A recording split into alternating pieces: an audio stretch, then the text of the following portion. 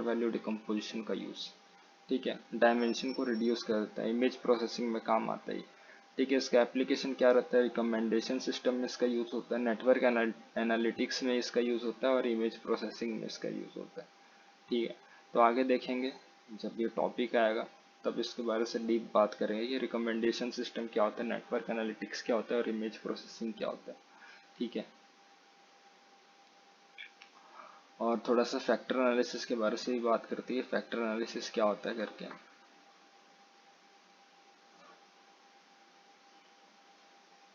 है ना।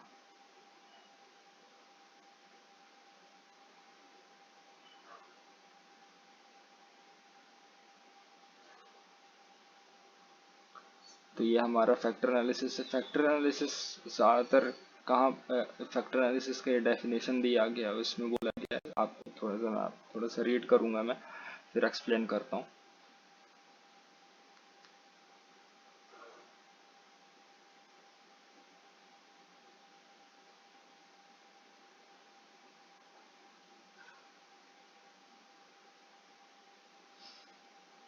ठीक है, तो फैक्टर एनालिसिस में ये बोल रहा है कि हम एक मास ऑफ डेटा लेते हैं, मतलब एक बड़ा डेटा लेते हैं, उसको श्रिंक करते स्मॉलर डेटा सेट में, है ना, ताकि उसको मैनेज किया जा सके और बहुत अच्छे से समझा जा सके।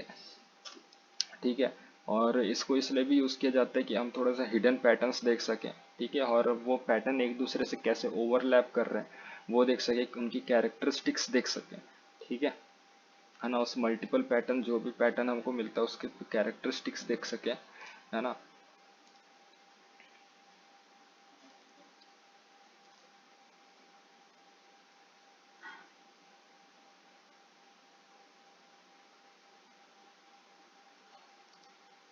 और एक सेट क्रिएट भी किया जा सकता है इसमें, है ना, इसको एक सेट क्रिएट करने के लिए भी यूज़ किया जाता है।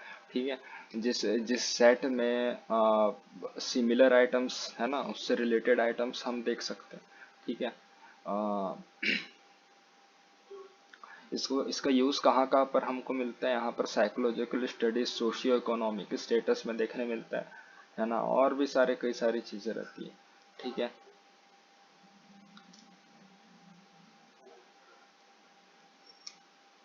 तो एक फैक्टर किसको बोलते हैं हम, है ना, जिसमें एक फैक्टर क्या रहता है, एक सेट रहता है जिसमें बहुत सारे ऑब्जर्व्ड वेरिएबल और ऑब्जर्व्ड वेरिएबल्स रहते हैं। ठीक है, जिसमें आपको कुछ सिमिलर पैटर्न्स दिखेंगे, एकदम सेम नहीं, है ना, एकदम डिट्टो कॉपी नहीं, लेकिन सिमिलर रिस्पॉन्स आपको देखने मिलेंगे। ठीक है, और इसमें कुछ और ये सब जो रिस्पॉन्स पैटर्न्स रहते हैं, है ना, जो भी पैटर्न्स रहते हैं वो किससे रिलेट करता है, वो एसोसिएट करता है एक कंफाउंडिंग वेरिएबल से, है ना, कंफाउंडिंग वेरिएबल बोलते हैं, उससे डायरेक्टली रिलेट करता है।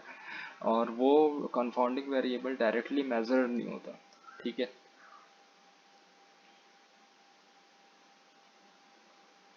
तो ये ऐसा बोल रहा है। और दो तरीके के आ,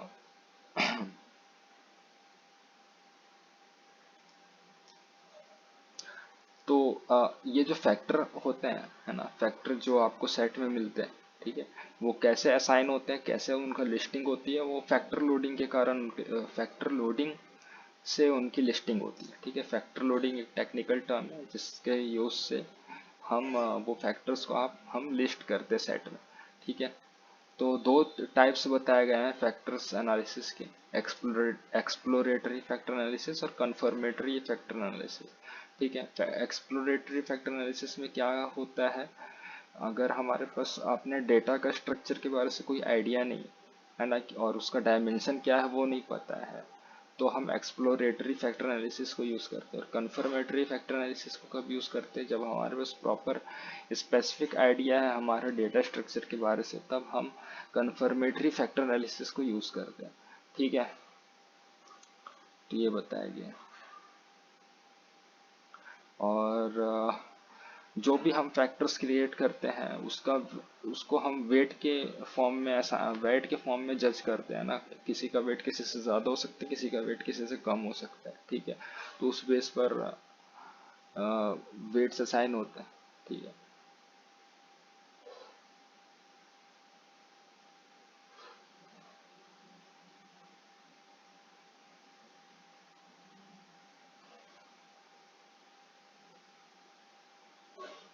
है ना।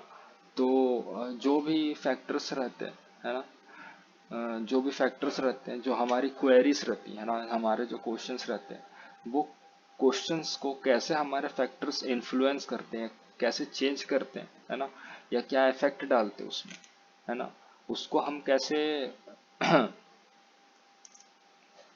चेक करते हैं। ठीक है, तो उसके बारे से बताया गया है कि उस उनको हम फैक्टर लोडिंग्स के बेस पर जज करते हैं, है ना। तो अगर फैक्टर लोडिंग किसके किसके बीच में लाई करता है, -1 से +1 के बीच में। अगर जितना -1 या +1 के बीच में लाया, जितना -1 के करीब रहेगा या जितना +1 के करीब रहेगा, उतना ही ये हमारे जो फैक्टर्स हैं हमारे वेरिएबल्स को अफेक्ट करेंगे। ठीक है, और अगर फैक्टर लोडिंग की बात किया मैं, ठीक है, तो और फैक्टर लोडिंग रहता है ना, जीरो भी हो सकता है। ठीक है, फैक्टर लोडिंग अगर जीरो है तो वो कोई इफेक्ट नहीं क्रिएट कर रहा है हमारे मेन वेरिएबल को। ठीक है, और फैक्टर लोडिंग किसको रिजेंबल करता है, ठीक है, किसके जैसे दिखता है हमको, कोरिलेशन कोफिशिएंट के रिजेंबल करता है। ठीक है, तो ये हमारा हो गया फैक्टर लोडिंग के ऊपर। फैक्टर लोडिंग का कुछ स्टेप्स है ना, वो इसमें देख सकते हैं। 7 स्टेप का प्रोसेस है फैक्टर लोडिंग का, जिसमें से सबसे पहले तो हमारे जो कंप्यूटर्स है, जो भी कंप्यूटर्स है ना, उनका डेटा, ठीक है, और जो भी एट्रीब्यूट्स हैं, है ना, जो भी एट्रीब्यूट्स है जो कि प्रेफरेंसेस को के साथ जो इम्पैक्ट क्रिएट कर रहे हैं ना, या फिर इन्फ्लुएंस कर रहे हैं, है ना, प्रेफरेंसेस को, है ना, वो एट्रीब्यूट्स को देखा जाता है सबसे पहले। ठीक है, फिर कस्टमर की सैम्पलिंग्स होती है।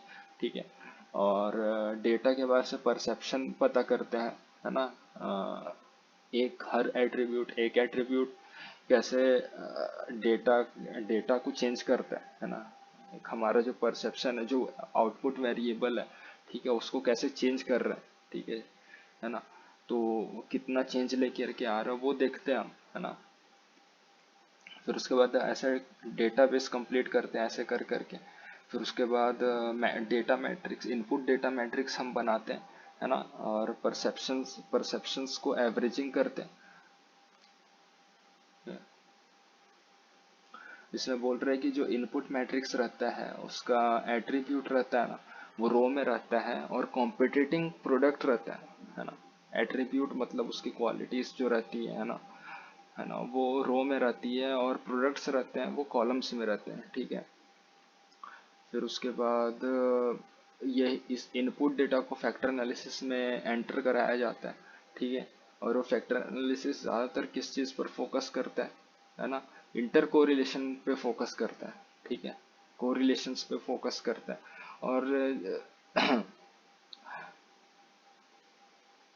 और जितने भी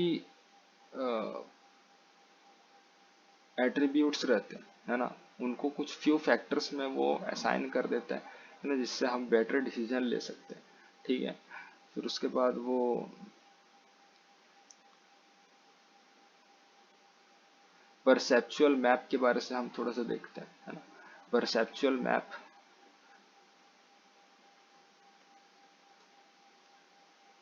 ये परसेप्चुअल मैप बहुत सिंपल सी चीज़ है ना।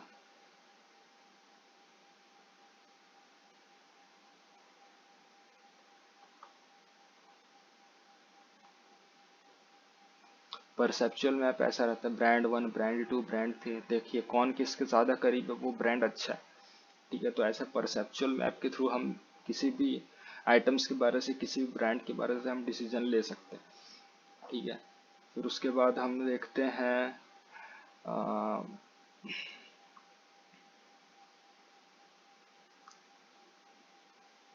हाँ, ये उसी चीज़ के बारे से बात कर रहे हैं कि हम प्रोडक्ट्स को मैपिंग करते हैं। ठीक है, प्रोडक्ट्स की मैपिंग कर रहे हैं, और फैक्टर स्कोर देख रहे हैं हर प्रोडक्ट का फैक्टर स्कोर देख रहे हैं, है ना, कि कौन सा प्रोडक्ट कितना सही है, कितना, है ना, क्या फैक्टर स्कोर है करके ना, उस बेसिस पर हम डिसीजन ले रहे हैं। ठीक है, तो बहुत सारे ब्रांड्स होंगे, लेकिन अब इतने ही ब्रांड्स हैं जो हमारे काम के हैं। ठीक है, ऐसा। ठीक है, तो ये हमारा हो गया फैक्टर एनालिसिस। ठीक है, फिर उसके बाद होता है उसके बाद हम एसोसिएशन रूल्स पर जाएंगे। ठीक है, एसोसिएशन रूल्स क्या रहता है? एसोसिएशन रूल्स को हम एप्रियोरी एल्गोरिदम भी बोलते हैं। ठीक है,